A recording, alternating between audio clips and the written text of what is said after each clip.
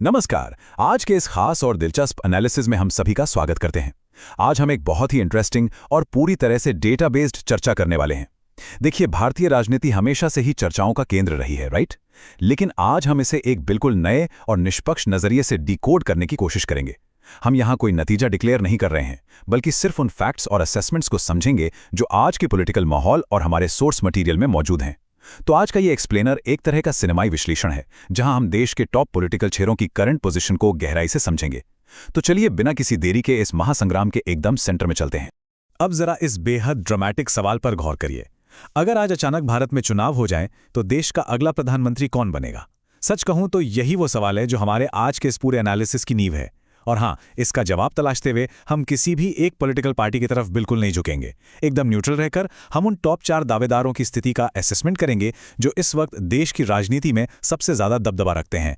तो क्या कोई मौजूदा चेहरा अपनी कुर्सी और मजबूत करेगा या फिर कोई नया प्लेयर आकर पूरा गेम ही पलट देगा? चलिए देखते हैं। ओके, तो चलिए जल्दी से आज के हमारे रोड मैप पर नजर डालते हैं। इसे आज के इस पॉलिटिकल मुकाबले का फाइट कार्ड भी मान सकते हैं। सबसे पहले हम बात करेंगे भारत की अगली लीडरशिप की, फिर नरेंद्र मोदी का दबदबा, राहुल गांधी की वापसी, योगी आदित्यनाथ का प्रभाव, अरविंद केजरीवाल की नेशनल लेवल की उम्मीदें और आखिर में हमारा फाइनल कंक्लूजन। तो चलिए शुरू करते हैं। सेक्शन 1, भारत की अगली लीडरशिप और उसके प्रमुख दावेदार। अब देखिए, अगर आज अचानक पॉलिटिकल बिसात बिछती है तो गेम चेंजर कौन होंगे? इसे समझने के लिए हम हवाई बातों पर नहीं जाएंगे। इसके बजाय हम सोर्स मटेरियल से निकले 4 एकदम क्लियर पैमानों पर इन लीडर्स को तौलेंगे। और वो पैमाने हैं लोकप्रियता यानी पॉपुलैरिटी, जनसमर्थन, सोशल मीडिया की ताकत और सबसे इंपॉर्टेंट ग्राउंड रियलिटी। इन्हीं 4 पैरामीटर्स पर हम हर एक दावेदार का बिल्कुल ट्रांसपेरेंट तरीके से एनालिसिस करेंगे। अब आते हैं सेक्शन 2 पर, नरेंद्र मोदी का दबदबा, द इनकम्बेंट यानी सत्ताधारी। अगर हम उनके समर्थकों के नजरिए से देखें तो इनका डोमिनेंस एकदम साफ है। और इसके पीछे के रीजंस क्या हैं? हाल ही में राम मंदिर का निर्माण और G20 शिखर सम्मेलन का ग्रैंड और सक्सेसफुल आयोजन। बीजेपी सपोर्टर्स के मुताबिक ये वो ऐतिहासिक माइलस्टोन्स हैं जिन्होंने न सिर्फ नेशनल लेवल पर बल्कि इंटरनेशनल लेवल पर भी इनकी इमेज को एकदम सॉलिड बना दिया है। सच में इन फैसलों ने एक बेहद स्ट्रांग और डिसिसिव लीडरशिप का मैसेज दिया है। लेकिन जैसा कि हम जानते हैं, राजनीति में हर सिक्के के 2 पहलू होते हैं।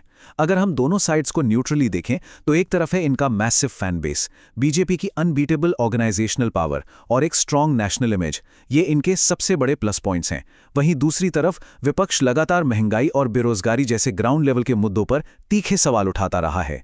तो बेसिकली यही वो बैलेंस है जो मौजूदा सरकार फेस कर रही है।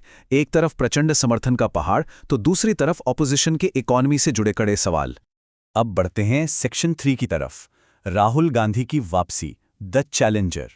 अब यहाँ जो सबसे इंटरेस्टिंग बात है वो ये है कि राजनीति में नैरेटिव्स बहुत तेजी से बदलते हैं और राहुल गांधी की वापसी के पीछे एक स्पेसिफिक इवेंट का बहुत बड़ा रोल माना जाता है, और वो है भारत जोड़ो यात्रा।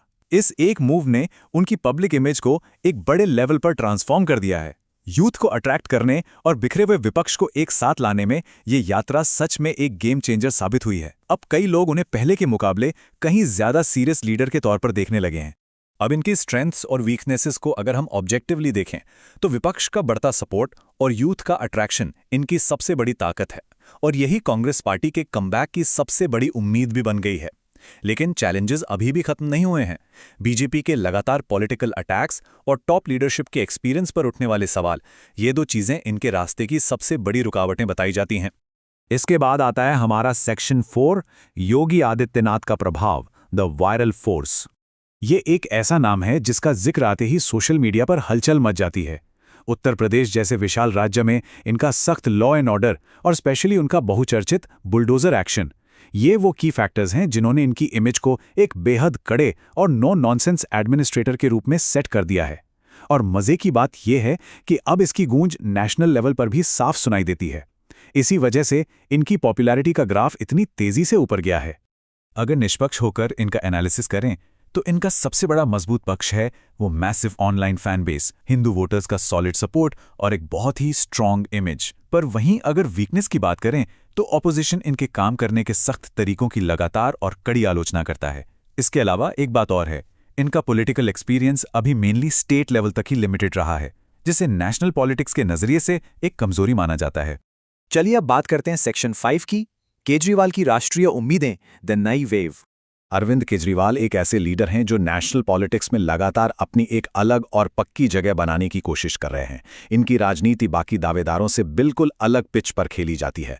इनकी पूरी पॉलिटिकल आइडेंटिटी और गवर्नेंस मॉडल सिर्फ 2 चीज़ों पर फोकस्ड है, शिक्षा और स्वास्थ्य। यही इनका सबसे बड़ा डिफरेंशिएटर है। एक ऐसा मॉडल जिसे ये बाकी राज्यों में और अल्टीमेटली पूरे देश में लागू करने की बात करते हैं। अब जरा न्यूट्रली इनके प्लस और माइनस पॉइंट्स को देखते हैं। अर्बन वोटर्स यानी शहरी जनता के बीच इनकी पकड़ काफ़ी मजबूत है। इनका एजुकेशन मॉडल हमेशा चर्चा में रहता है और हाँ, सोशल मीडिया रीच भी काफ़ी इंप्रेसिव है। लेकिन सबसे बड़ा हर्डल क्या है? वो है इनकी लिमिटेड नेशनल प्रेजेंस। पूरे देश में एक बड़े और मजबूत संगठन का न होना इनकी सबसे बड़ी चुनौती है, जो किसी भी नेशनल लेवल की पार्टी के लिए बहुत ज़रूरी होता है। और अब हम आ गए हैं इस एक्सप्लेनर के क्लाइमैक्स पर। सेक्शन 6, अंतिम निष्कर्ष और वर्तमान परिदृश्य। चलिए अब इस पूरी कॉम्प्लेक्स पॉलिटिकल सिचुएशन को समराइज करते हैं। सोर्स मटेरियल के डेटा और आज की ग्राउंड रियलिटी को देखें तो ये एकदम क्लियर है कि अगर आज चुनाव होते हैं तो नरेंद्र मोदी अब भी सबसे मजबूत कंटेंडर हैं। लेकिन सिचुएशन डायनामिक है। राहुल गांधी की पॉपुलैरिटी का ग्राफ निश्चित रूप से ऊपर जा रहा है। दूसरी तरफ योगी आदित्यनाथ फ्यूचर के एक बहुत बड़े चेहरे के तौर पर खुद को एस्टैब्लिश कर चुके हैं और अरविंद केजरीवाल लगातार नेशनल स्पेस में अपनी जगह पक्की करने में लगे हुए हैं। तो आखिर में इस बात से तो हम सभी एग्री करेंगे कि राजनीति सच में बहुत अनप्रिडिक्टेबल होती है ना? आज जो इक्वेशन एकदम सॉलिड दिख रही है वो रातों रात बदल सकती है। तो सवाल वहीं का वहीं है, भविष्य का अंतिम चेहरा आखिर होगा कौन? इसका एकदम सटीक जवाब तो खैर समय ही देगा। लेकिन आज के इस एनालिसिस से एक बात तो तय है, आने वाला समय भारतीय राजनीति के लिए लिटरली बहुत ज़्यादा थ्रिलिंग होने वाला है। इस दिलचस्प एक्सप्लेनर में हमारे साथ जुड़ने के लिए बहुत बहुत शुक्रिया। चलिए यूं ही फैक्ट्स को समझते और डिकोड करते रहते हैं।